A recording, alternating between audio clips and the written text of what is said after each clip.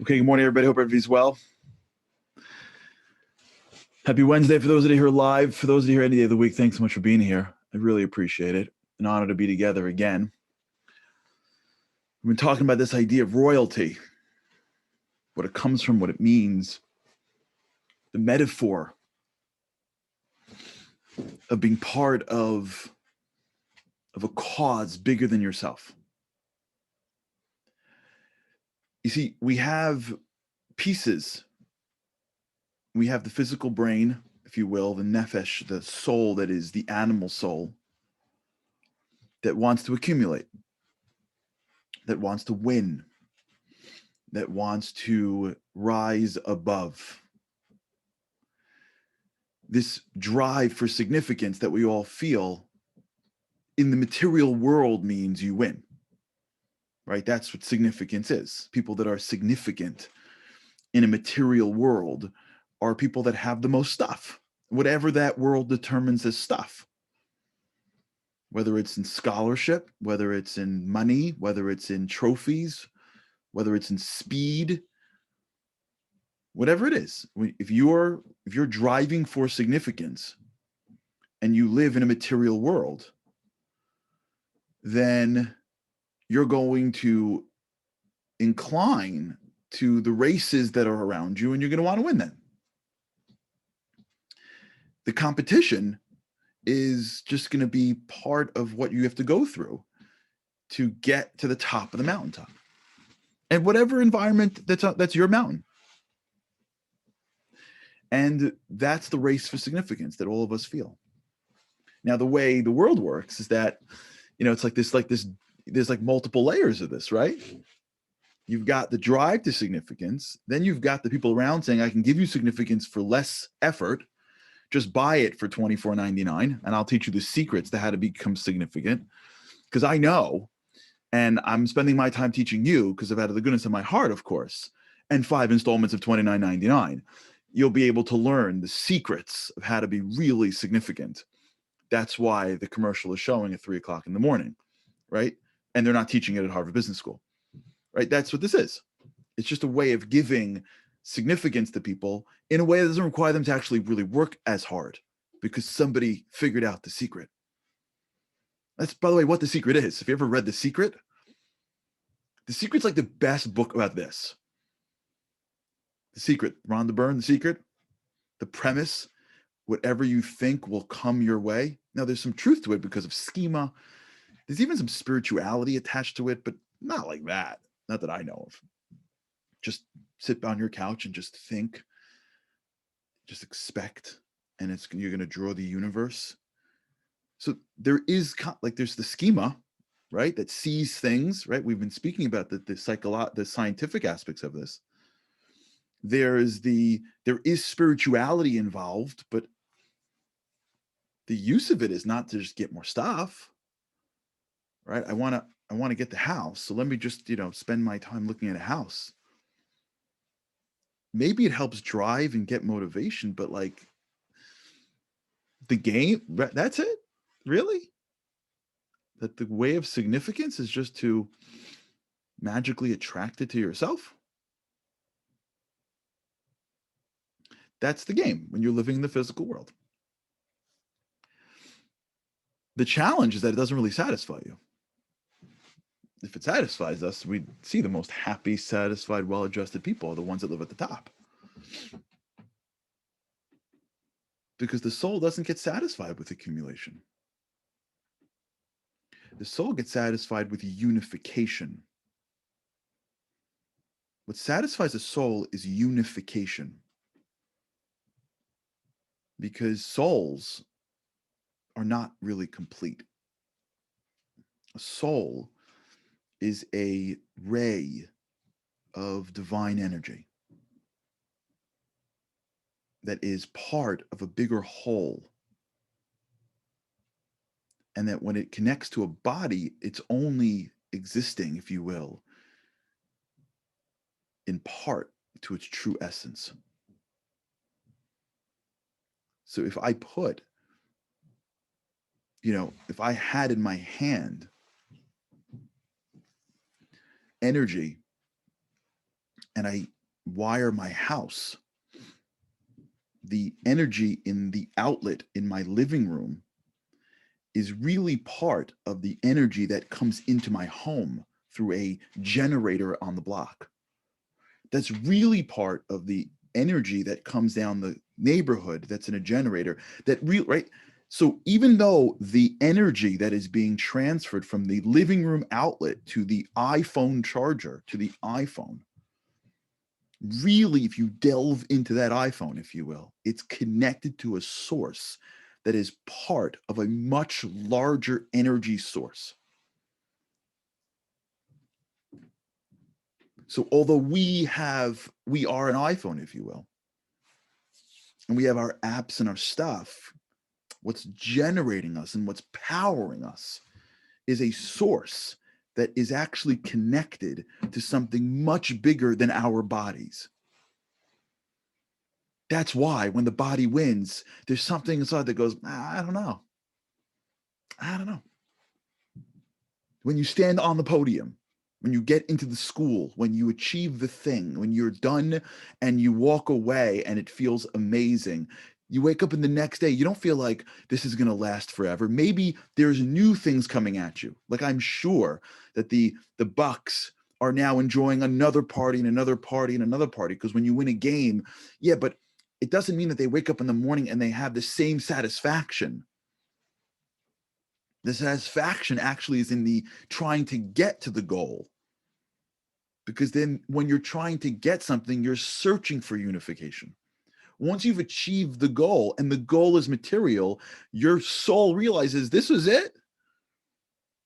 At least when I was in the process, I was searching for something greater than myself, the accomplishment of something. But once I've accomplished it, I realize that that's not really satisfying me.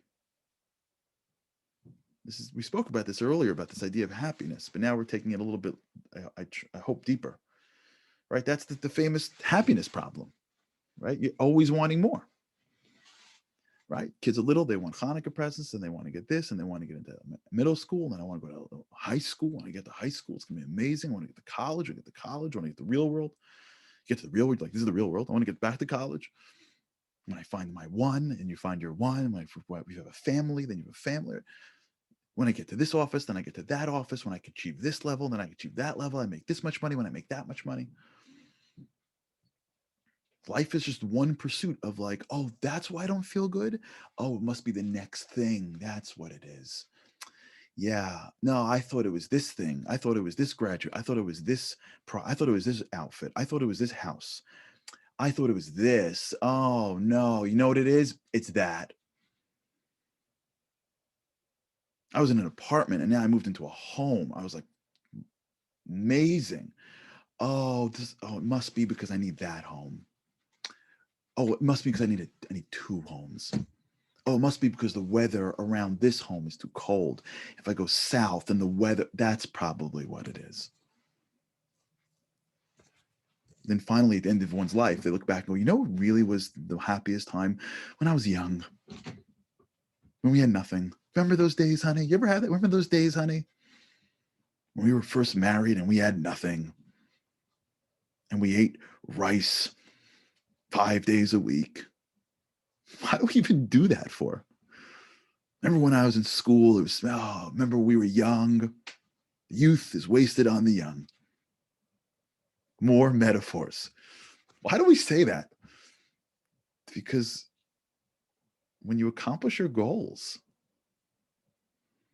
it reminds you that the goals that you were after may not be the goals that'll satisfy you.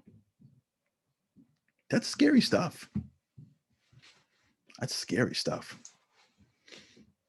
That's scary. There's a reason why people are, some of them, not all of them. I'm not going to say what I'm going to say. There's a reason why people are looking to alternate methods of happiness, if I could say it that way. They're lost. They got stuff, but they don't seem to be happy with it, and they don't know what it is. I saw this documentary a while ago, and I forgot who it was. It was some singer that grew up impoverished, and rose to the tops of some country, billboard, like not billboard, like, when she had like a platinum record, and some country singer that really went from rags to riches, and then just sort of spiraled out of control, drugs, alcohol. And that was years ago I was watching this, and they interviewed her as to what was going on, and she had said that it was after her album went platinum that she just couldn't. And they said, what do you mean? Like, you mean after you achieved everything you ever wanted? And she said the same thing. She said, I just always wanted this, and I got it, and I just didn't feel happy. You see, the process of accomplishing more is not going to give us any level of real spiritual satisfaction. So if you can mute your soul and drown it out with just keeping, if a person could just keep themselves busy enough where they never have to listen to their soul, then it works. So if you just go from like parties to like entertainment to screens to conversations about whatever to stuff that you take, if you could just keep it up long enough, then the soul just sort of like, loses its energy and like sort of wah, wah, wah. And then like, fill the empty space with something. But if you ever sit back and listen to your soul, what it tells you is that the stuff around you ain't making you satisfied for it. It's got to be deeper. The relationship to stuff has to be deeper. Stuff makes you satisfied. It's just the relationship to stuff. And the great part about spirituality is that you're not going to go anywhere. You can be equally satisfied in an apartment in the middle of, some urban area as you can in a villa overlooking the ocean on a beautiful sunset. The soul doesn't care where it is. The soul doesn't need it to be perfect. The soul doesn't need a trophy. The soul doesn't need for everybody to cheer for you. The soul needs one thing. It needs to go back to its source. It needs to be unified. That's what makes the soul happy. Unification. In Hebrew, it's called yichud. Everything that's happening every single day is reunification. Look at your life. What makes you really happy? Unification. There's nothing that compares to the unification of two individuals in a real way. Test it. Take a couple, put them in the most beautiful villa on the water in the most gorgeous place in the world, and they're tense. Take the same couple, put them in an apartment in the middle of some area with cars honking, and they're deeply connected. Who's enjoying themselves more? The tense couple in the middle of paradise, or the unified couple with full love in the middle of a garbage dump? Is it even a question? Is it even a question? Son and dad on a private jet flying to the Super Bowl, and the son hates the dad because he thinks he's like a jerk and arrogant on a private plane to the Super Bowl, versus just a son and a dad throwing the ball in the backyard, and the son thinks the dad's the greatest guy in the world and loves and respects him. Who's feeling more enjoyment? Forget just enjoyment. Whose insides are on fire? Who? The dad on the plane? No. The dad thinks that's what's getting to him, which is why if you don't spend time with your kids and then you buy their love, maybe you get them on an airplane, but you know what happens to that dad sitting on the airplane as the kid, gives him that quick response because he has no respect for his own father. The dad goes, man, I wish I had him in the backyard just throwing the ball around and he loved me. No? That person volunteering for an organization, handing out soup, handing out packages, freezing cold, delivering packages to the needy? Who's enjoying themselves more? That person or the person sitting and getting served at a restaurant for the 5th straight night? Who's enjoying their life more? It's not about doing good. It's about unifying with others. The soul feels detached from itself, and it has no pleasure by being more into itself. But since the physical world doesn't know that, it just drives us towards more physical. The material world doesn't know that. The material world only knows how to look at the world. They don't know why the world exists.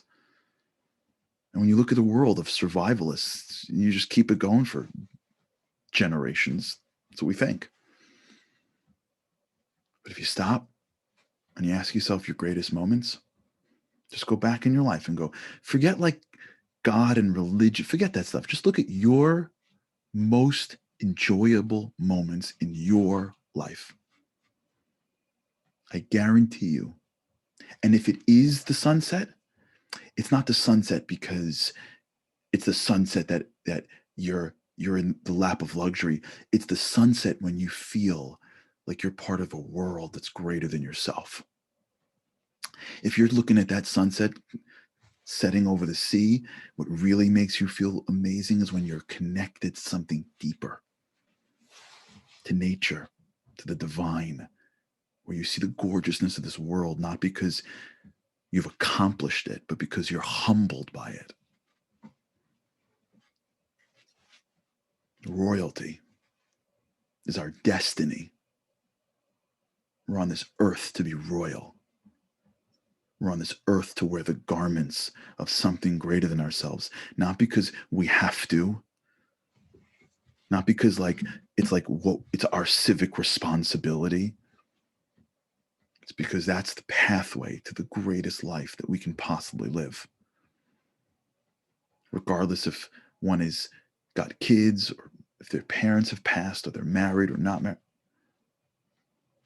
That's a detail.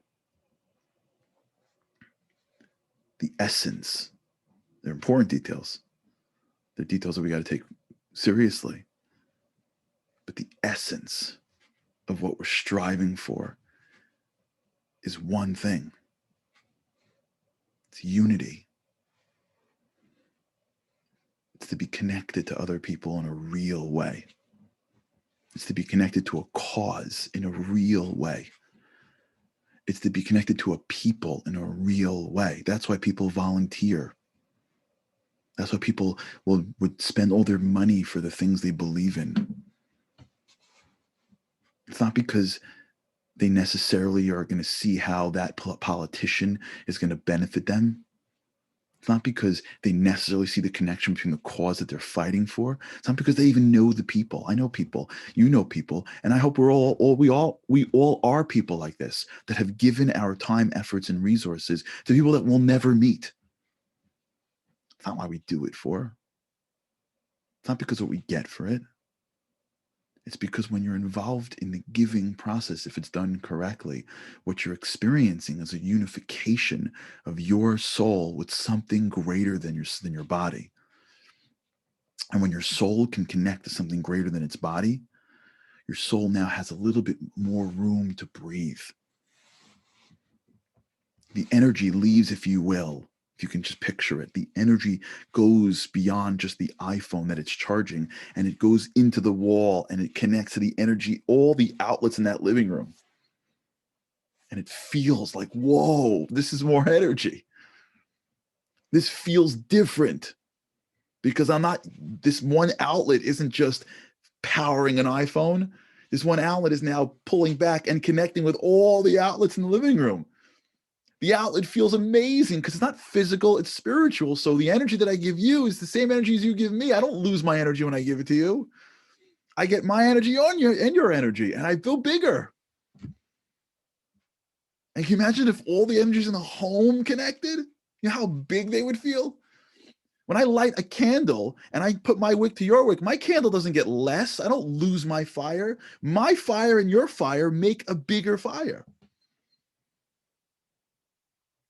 My soul doesn't feel less when I'm connected to you. It feels more.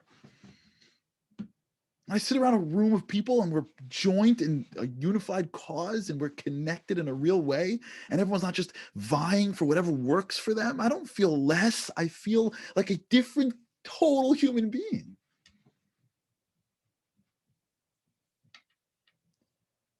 That's what we're striving for. We just got to recognize it. We got to see it. We can't be fooled by the world selling us the same story of just get, win, and then you'll feel it. We can feel it right now for free. We just got to look for it. All right, we'll continue. Royalty, the destiny. That's who we are. That's how we were created. And when we tap into true royalty, you can be a prince and a princess no matter where you are in life.